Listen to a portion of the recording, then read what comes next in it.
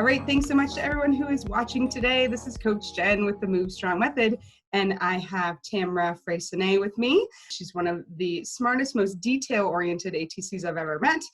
She's worked on me and my body before, so I trust her explicitly, and I'm really excited to have her share her ideas with us today.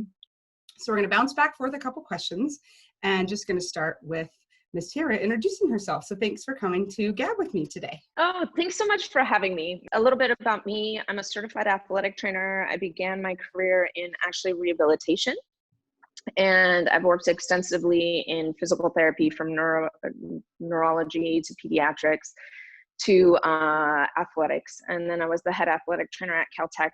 Over time, I kind of developed my own business, and I work mostly on improving movement patterns with people. So how do we meet our bodies where we are each and every day and move from that place and enhance our life through movement? You ended on movement, so I'm just going to jump right into movement. So when it comes to movement in general, what is the single most important thing an athlete needs to focus on or do right now? One of the things that I've found that is really important is really getting down to the fundamentals of movement. And this actually goes back to developmental stages from the time you were born until you were 6, right?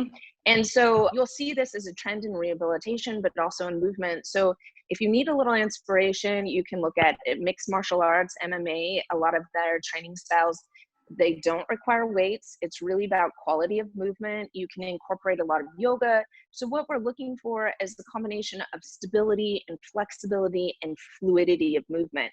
And even if you aren't able to practice your exact skills, you probably can practice some of your skills. You can go back to those movement patterns. So when you talk about fundamentals, I wanted to make the distinction because it sounded like you talked about 2 types of fundamentals, right?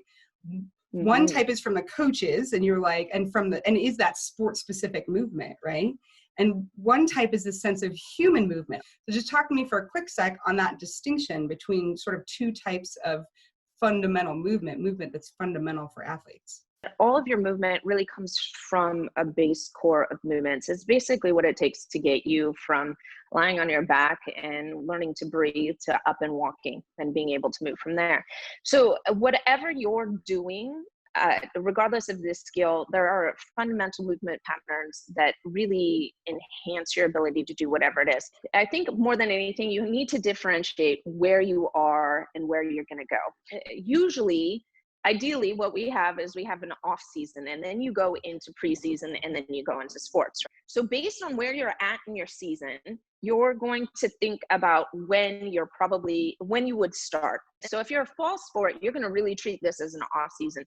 If you have summer sports right now, I would encourage you to go towards preseason, which means preseason is really working on fundamentals. Think about when you first start practicing with your coaches. They're going to take you through all those fundamental drills.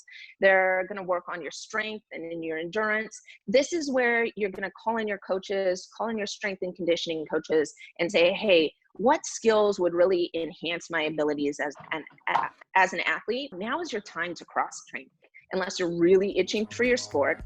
So do things that parallel your sport. Can we jump in and do a couple examples on that? Yeah, definitely. It's my favorite part of what I do.